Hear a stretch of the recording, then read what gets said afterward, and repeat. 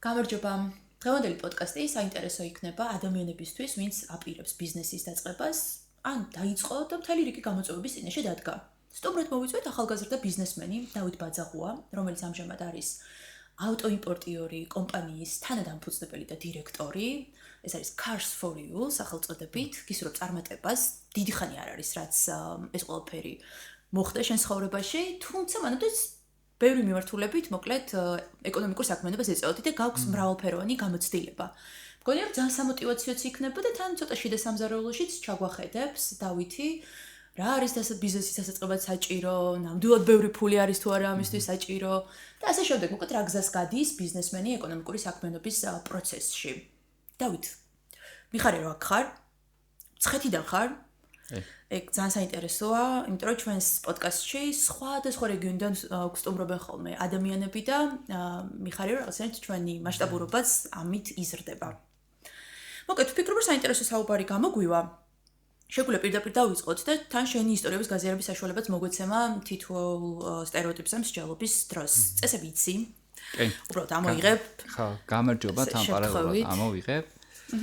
მივესალმები მაყურებელს, მსმენელს და აი ამ პირველი კითხვით, ასე ვთქვათ, გავხსნათ ეს პოდკასტი. ბიზნესის დასაწყებად ბევრი ფულია საჭირო. ხო. თან შენ შემთხვევაში როგორ იყო ეგ ისტორიების უნდა დაგვიზიარო. კი ბატონო. ჩვენ შემთხვევაში ახლა დაახლოებით ალბათ ეხ ბოლო სფერო რაც ავტოიმპორტი აღნიშნეთ, დაახლოებით დავიწყეთ ალბათ წელიწად ნახევრის წინ. ჩვენ რასაც დავიწყეთ, მაშინ არ ქონდა არანაირი ოფისი, უბრალოდ რაღაცა ჩვენ რესურსებს ვიყენებდით, რაც არის მაგალითად ტელეფონი, ლეპტოპი და იყო რაღაცა რამდენიმე, ასე ვთქვათ, სანაცნობო წრე, რის დახმარებითაც დავიწყეთ ეს ჩვენი საქმიანობა. თქვენ და ვინ? თქვენთან ერთად? ჩემი თანაპარტნიორი, ჩემი ახლობელი ადამიანი, ვისთან ერთადაც ეს საქმიანობა დავიწყეთ, ხო? იყო რაღაცა გქონდა მანამდე გამოცდილებები ამ მიმართულებით, ვიფიქრეთ, რომ შეგვიძლია რომ დამოუკიდებლად დაგვეწყო ეს საქმიანობა და შესაბამისად ჩვენი არსებული რესურსებით, რომელიც იყო სამწუხაროდ მწირი, დავიწყეთ ეს საქმიანობა. დღესდღეობით მინდა აღვნიშნო, რომ გვაქვს ოფისი, გვყავს თანამშრომლები, გვყავს გადამღები ჯგუფი, მარკეტინგის მიმართულებაც გვაქვს და ასე შემდეგ. უკვე ასე აქტიურად ვართ დაკავებული ავტოიმპორტის სფეროში და ჩამოყავს აქტიურად ავტომობილები. ხო, შესაბამისად, ბევრი ფული გქონდათ დაწყებისას? ხო, აი ბევრი ფულის შოვნის იდეით დავიწყეთ სხვათა შორის ეს საქმიანობა და შესაბამისად რაღაცა ნაბიჯები, რაღაცა ეტაპები გადავლახეთ, ბევრი ფული არ გქონდა, პირდაპირ ვიტყვი. ბევრი გვაქვს კიდე გასაკეთებელი, რომ ბევრი ფული ვიშოვოთ, რა თქმა უნდა, შესაბამისად, არის რაღაცა სფეროები, რასაც რეალურად შეძლებ, რომ მინიმალური ფინანსური რესურსებით დაიწყო. არის რაღაცა ბიზნესები, რომელსაც სჭირდება რეალურად თანხები და რეალურად სჭირდება ისეთი გარემო, სადაც პირობითად რაღაცა შეიძლება ოფისი იყოს, შეიძლება რაღაც კადრების დაქირავება დაგჭირდეს და შესაბამისად, ხო? ეს ახლა რა თქმა უნდა ცოტა ზოგადი შეკითხვაა და მიმოვიხილავთ რა თქმა უნდა ცოტა ზოგადად, მაგრამ ამ შემთხვევაში ბევრი ფული ყოველთვის არ არის აპრიორი რაღაცა ბიზნესი რო დაიწყო. თუ გაქვს მისწრაფებები, მიზნები და გინდა რომ შენი საქმიანობა გქონდეს და მთელი სული და გული ჩადო ამ საქმიანობაში, მარტო ფული არ არის დაბრკოლება. ხო, შესაბამისად. აი, ახსენე რომ არ გქონდათ ოფისი, თუმცა ამის საჭიროება თავდაპირველად იყო? როცა არ გქონდათ თუ იყო, რა მოახერხეთ მერე და როგორ კი ბატონო, ჩვენი დაწყების პროცესი იყო ასეთი, რომ პირველი ვაწარმოეთ, რა თქმა უნდა, მოლაპარაკებები სხვადასხვა პარტნიორებთან, ვისი დახმარებით შეგვეძლო ამ ავტო სფეროში რომ ჩამოგვეყვანა ავტომობილები. და პირველი მანქანა, რომელიც ასე ვთქვათ, შევიძინეთ და ჩამოიყვანეთ, იყო ჩვენივე ახლობლის, ან ბიძა ჩემის, ასე რო ვთქვა და მაგით გავტესტეთ. გავტესტეთ და ვცადეთ გავრისკეთ და ჩამოვიყვანეთ და დავიწყეთ, ასე ვთქვათ, შიდა წრეში, შიდა სანაცნობოში ამ ჩვენი საქმიანობის, ასე ვთქვათ, პიარი. როდესაც დავინახეთ, რომ მოთხოვნა იყო წამოვიდა, შესაბამისად უკვე ვცადეთ, რომ ცოტა დიდ მასშტაბებზე გავსულიყო. ცოტა დიდი მასშტაბები, ეხა არ რაღაც გრანდიოზული არ გეგონათ, რა თქმა უნდა, ეს უკვე იყო ჩვენი პირადი Facebook page-ის გაკეთება, სადაც უკვე გავუშვით რეკლამა, სხვადასხვა ბრენდების დასახელებების და მათ შორის იყო რაღაცა პოსტერები, ვიდეოები ჩავწერეთ და შესაბამისად მოვსინჯეთ ნიადაგი რომ გვენახა რამდენად წამოვიდოდა ხალხი ამ ჩვენს შეთავაზებებზე. ვნახეთ რომ თურმე რეალურად აინტერესდა ხალხი, იმიტომ რომ საერთოდ უცხო ადამიანები გწერდნენ უკვე გვერდზე და არც ისე მცირე, ასე ვთქვათ, შემოსვლა არ იყო შეტყობინებების და ვნახეთ რომ აინტერესებს რა ხალხს. მე რა თქმა უნდა ვაწარმოეთ, ესე ვთქვათ, მოლაპარაკებები კითხეთ ვის რომელი მოდელი უნდა და დაიწყო ამით უკვე პირველი ნაბიჯები, როდესაც უკვე უცხო ადამიანებისთვის ჩამოიყვანეთ მანქანები, ხო? და შესაბამისად გამოვიდა ისე, რომ საბოლოო ჯამში მერე უკვე მეტი სანდოობისთვის და ასე ვთქვათ, მეტი პრეზენტაბილურობისთვისაც ალბათ. კი, პრეზენტაბილურობისთვის რა თქმა უნდა და ასე ვთქვათ, ცოტა დიდ მასშტაბებზე როცა გადიხარ, გჭირდება რომ ადამიანი მოვიდეს რაღაცა ოფისში თუნდაც და იქ ადგილზე გაგესაუბროს რა.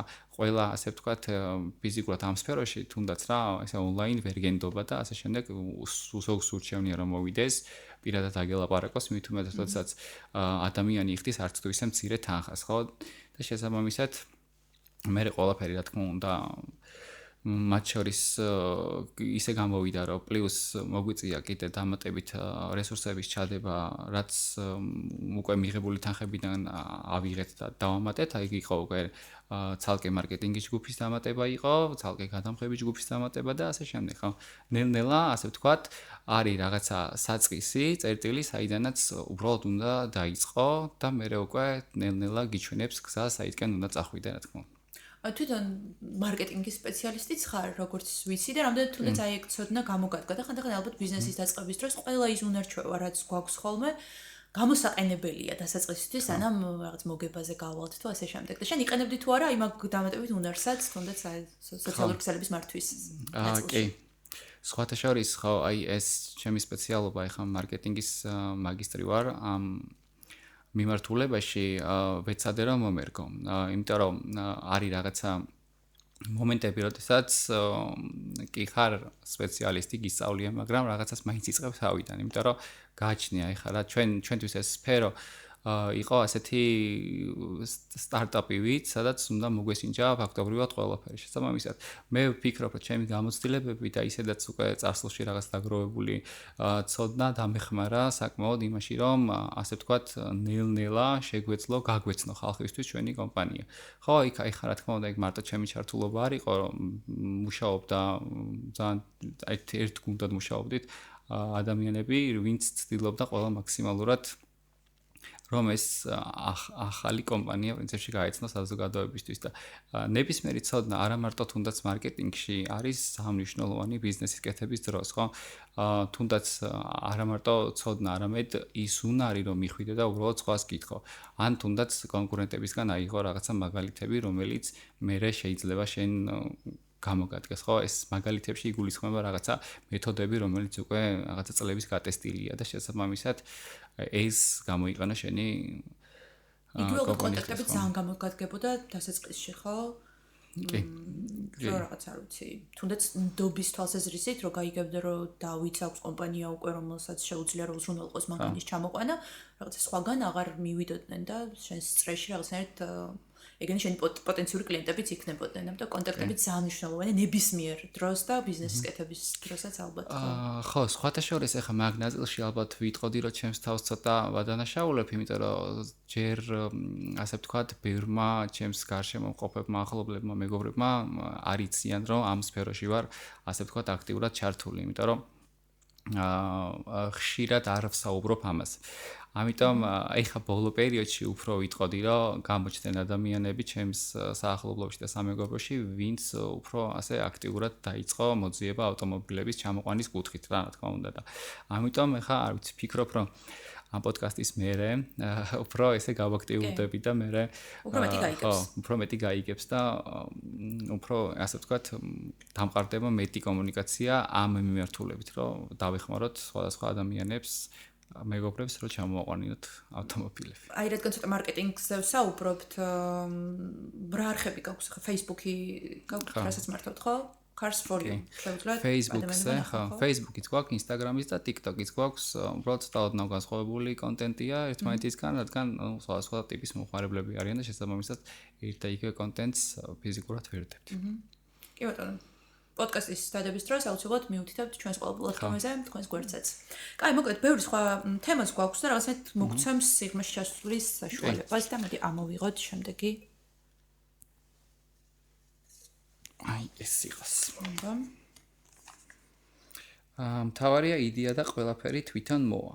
ხო, საინტერესო საკითხია სხვათა შორის და ძალიან მნიშვნელოვანია, კი, იდეა ძალიან მნიშვნელოვანია, უბრალოდ ერთი მომენტი. იდეა გვაქვს ხშირ შემთხვევაში ადამიანებს, მაგრამ არაფერს არ ვცდილობთ და არ ვაკეთებთ, რომ ეს იდეა განვახორციელოთ, ხო? არის ხოლმე ხშირად მსგავსი ტიპის ტენდენციები და ამიტომ იდეა კარგია, მაგრამ რაღაცები უნდა გავაკეთოთ. სწორი დაგეგმვა, ასე ვთქვათ, სწორი ადამიანების მოძიება, ბევრი სხვადასხვა ფაქტორი ჭირდება იდეას, რომ ეს ნელ-ნელა წინ წამოიწიოს და განხორციელდეს. და რა თქმა უნდა, რწმენა არის ერთ-ერთი მნიშვნელოვანი, რომ შენი იდეა, ასე ვთქვათ, განახორციელო და ფრთები შეასხა. ანუ ეხლა მეც დაახლოებით ბოლო 2 წელი უბრალოდ გავბედე ფიქრი იმაზე, რომ იცი, უნდა დავიწყო ბიზნესი. უბრალოდ ვერაფრით ვერ ვახერხებდი ამ იდეაზე შეჯერებას რა შემიძლია, რა შეიძლება გავყიდო. და აი ძალიან ცოტა ხანია მოკლედ ყველაფერი შევკარი. იმის გათვალისწინებით თვითონ რა შემიძლია და რა შემიძლია ეკონომიკურ საქმიანობად ვაქციო. და აი ხავარ ეგრე რა, რომ ეს იდეა არის, მაგრამ ის შემდეგი ნაბიჯები, რაც ალბათ ხა შენც გაიარე, ხო, როცა გაჩნდა ეს იდეა, მე რაღაც ნაბიჯები გადადგი.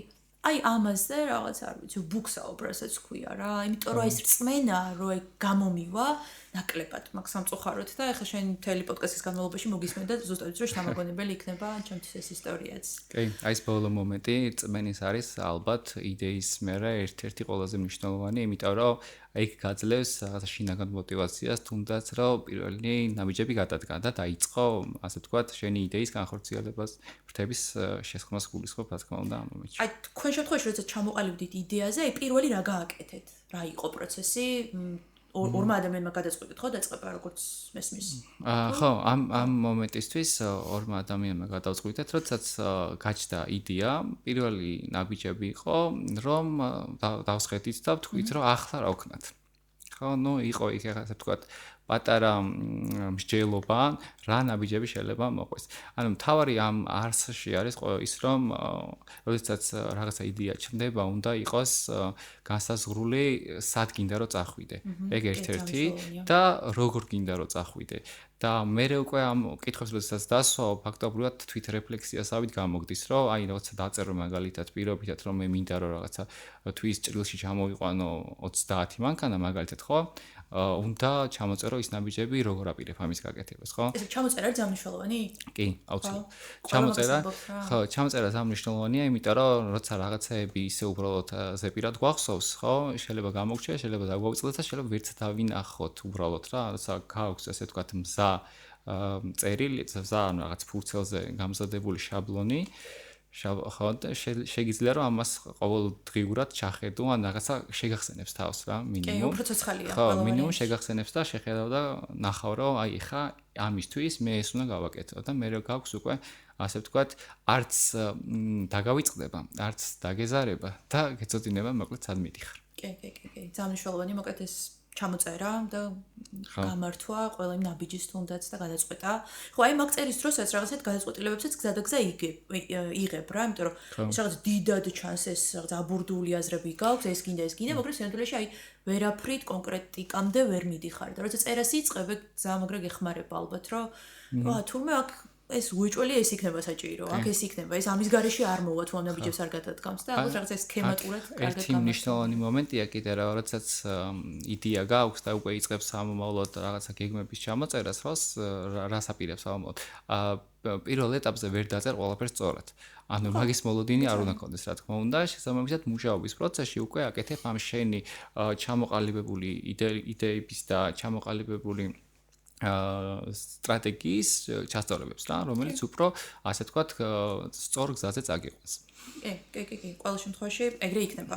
ყოველთვის იცვლება ხოლმე, თუნდაც ეგ პროექტზე რომ მუშაობდით ხოლმე, ყოველთვის იცვლებოდა ხოლმე, მე გზადაგზა, იმიტომ რომ რაღაც გაშალაშინება რეალურად ფაქტის წინაშე როცა დგები, ხო, სხვანაირად უყურებ და სხვანაირად გიწევს რომ წახვიდე.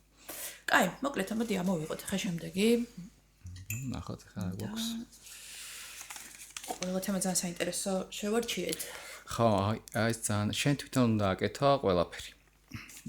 ეს ძალიან მნიშვნელოვანი, ასე ვთქვათ, დეტალი და საკითხია რა, იმიტომ რომ ხშირად არის ხოლმე ბიზნესში, საქმიანობაში, როდესაც ერთ ადამიანს უწევს ბევრი საქმიანობის გაკეთება, ხო?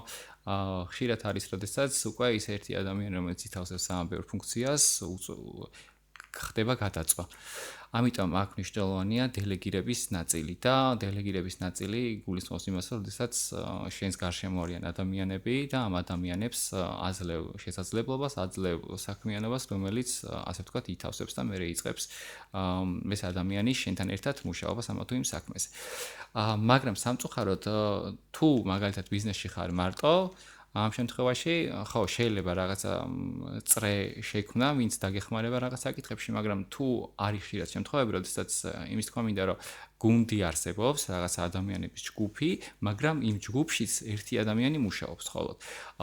შეიძლება ითქვას, რომ სხვადასხვა პრობლემები არსებობს გუნდის მუშაობის პროცესში, უბრალოდ თუ ერთი ადამიანი საკუთარ თავზე იღებს თელს პასუხისმგებლობას პირობითად და არ აკეთებს არც დელეგირებას მაგალითად და მან შეიძლება იყოს უნდობლობის ნაწილიც, თუნდაც რომ რაღაც მაინც და მაინც მე უნდა გავაკეთო და შეიძლება იყოს კიდე სხვა ფაქტორები, რომლებმაც ასე ვთქვათ რაღაცა არის მომენტები კიდე რომ რაღაცა მე ზემდგომი ვარ და მე მივიღებ პირობითად გადაწყვეტილებებს და მოდი მე გავაკეთებ ამ ყველაფერს, ხო? აი შენ ეგ არის რაღაცა არაჯანსაღი დამოკიდებულება მუშაობის პროცესში. შესაბამისად, ანუ ერთი ადამიანს შეუძლია ბევრი რაღაცა გააკეთოს.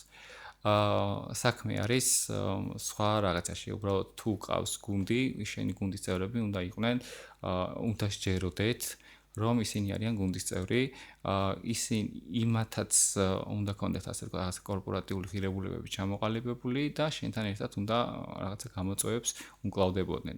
შესაბამისად, ერთი ადამიანი ბევრ რაღაცას აკეთებს, ბევრი ადამიანი უფრო გაცილებით მეტ რაღაცას გააკეთებს და უფრო ასე ვთქვათ პროდუქტიული იქნება საქმიანობა. აი ხანდახან ხარჯია ხოლმე თქვათ ადამიანების ჩართვა და შემოყვანა ამ პროცესში, ხო? და რაღაცა თვითონ იღებს ადამიანი პასუხისმგებლობას ყველა იმის. ახლა მაგალითად შენ მარკეტინგის სპეციალისტი ხარ.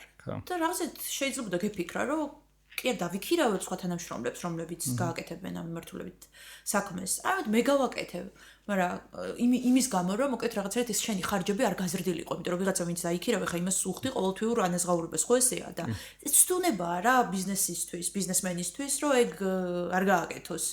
თუ მას თვითონ შეუძლია რომ გააკეთოს. მაგრამ საბოლოო ჯამში რაღაცა ალბათ დროსთან ერთად როდესაც ბიზნესი უნდა გაიზარდოს, უკვე რაღაცა ეს ზრდის კრიზისი დგება და ასე შემდეგ, გამოდის რომ მე მაინც გადასაბარებელი გაგიხდება ვიღაცაზე და ასე შემდეგ. ხო, ამიტომ ეგ თემაც არის ახლა ჩემთვის რა, რომ უყურებ, რომ რაცანაც ძნელად გეჩვენებოდეს ხარჯის გაღება დასაწყისისთვის რაღაც ნაწილის მოგორება ჯობია მიანდო სხვა ადამიანსაც. მაგ ნაწილში არის ესეთი მომენტი, როდესაც აი პირობითად ეხლა ხო ეს ჩვენ ცოტა ზოგადად ვსაუბრობთ, მაგრამ ან ბიზნესის რაღაცა ერთი რაღაც სფერო რო განვიხილოთ თუნდაც ხო, ესეც დამწყები ბიზნესი ხარ პირობითად და ერთი ადამიანი ყოფნის საქმიანობას, მან შეიძლება ჩავთვალოთ დაშვება გავაკეთოთ, რომ ოკეია, კაი, იყოს ერთმა ადამიანმა იმუშაოს, მაგრამ როცა ბიზნესი იზრდება, ხო, პირობითად. ანუ კომპეტენციების ნაწილიც არის რა. აი, როდესაც ადამიანი რომელიც ყველაფერში ერკვევა რა, მაგალითად მარკეტინგი, იქ ფინანსები დაემატება, ხო, რაღაც სხვა განყოფილებები დაემატება, რომელსაც ფიზიკურად ვერ მიაქცევ იმდენ ყურადღებას, რამდენიც საჭიროა ბიზნესის ასე ვთქვათ სწრაფი ტემპით სვლისთვის. შესაბამისად, ანუ ეს ხშირად არის ხოლმე რა, მენეჯმენტშიც უშვებენ ესეთ შეცდომას, რომ რაღაცა მე პირობითად დირექტორი ვარ, მე მენეჯერი ვარ და შეიძლება ამ მენეჯერს პირიქით არ ქონდეს იმდენი კომპეტენცია, რაც რაღაცა მარკეტინგის განყოფილების უფროს, ხო? ან რაღაცა ბუღალტერს, ან ფინანსური განყოფილების უფროს არ ქონდეს იმდენი კომპეტენცია, მაგრამ მაინც როგორც მე დირექტორი ვარ და მე მიიღებ გადაწყვეტილებას.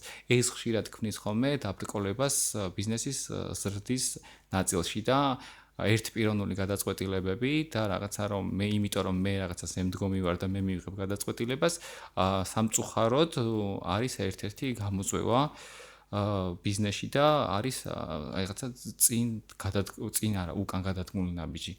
და შესაბამისად, ამიტომ არის კარგი, რომ აი დელეგირების ნაწილი და პლუს კომპეტენციების ნაწილი, ვინც უფრო კომპეტენტურია, ჯობია რომ ის გუნდში იყოს შეთანხმებული და ის საკითხი იყოს განხილული, ასე ვთქვათ, შეთანხმებულად და არ იყოს ისე რომ რაღაცა მე უფრო რაღაცა ზემდგომი ვარ და მე მივიღებ გადაწყვეტილებს.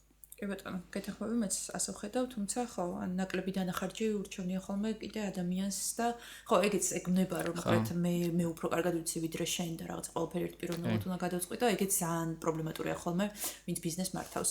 კაი, მოდი აბა შემდეგი სტერეოტიპი ამოვიღოთ და რა შეგვხვდება ვნახოთ. ბიზნესმენს ბევრი დრო და ბევრი ფული აქვს. ხო, ყველას უნდა ხოლმე ბიზნესის დაწყება, იმიტომ რომ იშოვოს ფული და რაღაცნაირად ეს მიაჩნიათ ხოლმე ადამიანებს, რომ არის შესაძლებლობა, რომ რავი, არ იმუშაო თუ რაღაც და ეგრე მოვიდეს ეს ფული. ამ დროში ხა შენ მაგალითად შეკილია აგერ. ხო.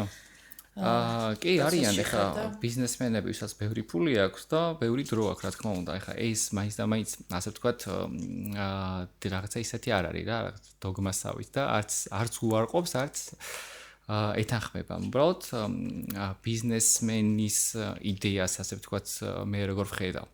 ადამიანი, რომელიც ასე ვთქვათ, იწყებს თავის საქმიანობას, თავის ბიზნესს, თუ არ არის რაღაცა ისე წინასწარ განსაზღვრული, რომ მე ხა რაღაცა გარკვეული დროის განმავლობაში ვიმუშავებ და მე იმას დავიქერავებ და მე სადღაც წავალ დავისვენებ, ეგ იდეა თუ არდებს თავიდანვე, მაგალითად, ნუ ეგეც უნდა გამოვიდეს. თუ არ გამოვიდა ფიზიკურად ვერავინ ვერსად ვერ წავა, ხო? შესაბამისად, რაღაც შეიძლება ძალიან დიდ ვალებში გადავარდეს, მაგრამ ადამიანები, ვინც იწყებენ ბიზნესს, ხშირ შემთხვევაში არიან ხოლმე ამ საქმეში, ასე ვთქვათ, თავიდან ბოლომდე ჩაფლულები, იმიტომ რომ მაგ ბიზნესის მართვა სჭირდება ძალიან დიდი დრო, იმიტომ რომ აბსოლუტურად ყველაფერში უნდა იცოდე, ერკვეოდე და ასე ვთქვათ, რაშიც ვერ ერკვევი, უნდა დაიწყო ამის სწავლა და გარკვევა, იმიტომ რომ ადამიანი, რომელიც რაღაცა საქმიანობას იწყებს, თუ ის საქმე არ იცის, ასე ვთქვათ, შეიძლება სულ მალე განიცადოს რაღაცა ცუდი შედეგები. და ამიტომ ფულთან დაკავშირებით და დროსთან დაკავშირებით ეს არის საკმაოდ გრძელვადიანი პერსპექტივაში ამბავი, იმიტომ რომ საწყის ეტაპზე ძალიან ბევრი დრო ჭირდება ადამიანს, რომ ეს ბიზნესი განავითაროს და საკმაოდ დიდი რესურსები ჭირდება, რომ განვითარება ჭირდება ყველა შემთხვევაში თანხები. იმიტომ რომ უნდა ჩაიდოს რაღაცა რესურსები, ფინანსური რესურსები, ადამიანური რესურსები უნდა ჩაიდოს, თუ გინდა რომ წიწვლა კონდეს, რა თქმა უნდა. კი ბატონო. მოდი შემდეგიც ამოვიღოთ. კი, მოდი მეორე ნაწილიც და საინტერესო დარჩენილი. ბიზნესით სწრაფად იშოვი ფულს. სწრაფად იშოვი ფულს. ხო, სწრაფად იშოვი ფულს.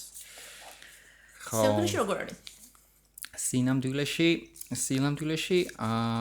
არის ასე. არის შემთხვევები, რომ შეიძლება რომ სწრაფად იშოვო, რატომაც არა. მაგრამ უფრო რეალობა არის, ასე ვთქვათ, ცოტა სხვანაირი. ცოტა სხვანაირი იგულისხმება იმაში, რომ აი რაღაცა ჭირდება დროის რაღაც მონაკვეთი, გააჩნია, რა თქმა უნდა, ხა ბიზნესში ვიწყებთ ოპერირებას, თუმცა დაახლოებით, ანუ ეგ არის გრძელვადიანი ამბავი, რომ ფული იშოვა. და ზოგადად ხა ბევრ ფულის შოვნა ცოტა ისეთია, ზოგადად ვისთვის არის ბევრი, ვისთვის ცოტა, ხო, რაღაც გააჩნია რა, თავიდანვე თუ არ გაქვს განსაზღვრული, შენთვის ბევრი რამდენია, ცოტა შეიძლება გაგიჭირდეს ამ კითხვაზე პასუხის გაცემა.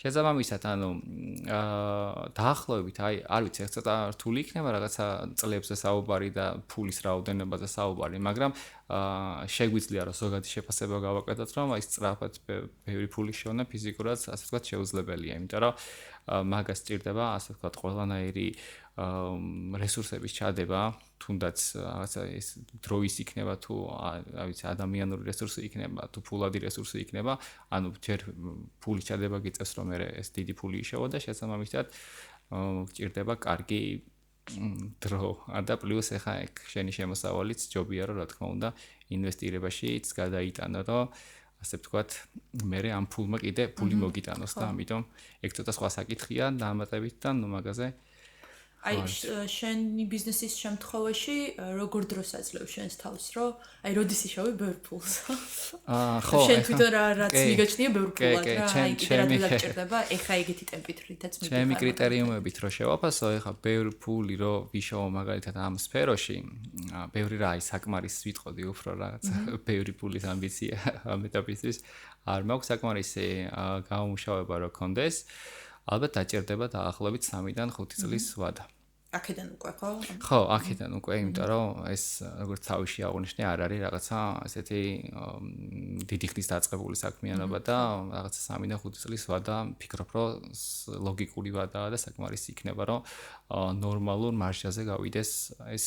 ხო, თან აშკარაა, რომ აი კონკურენცია იზრდება.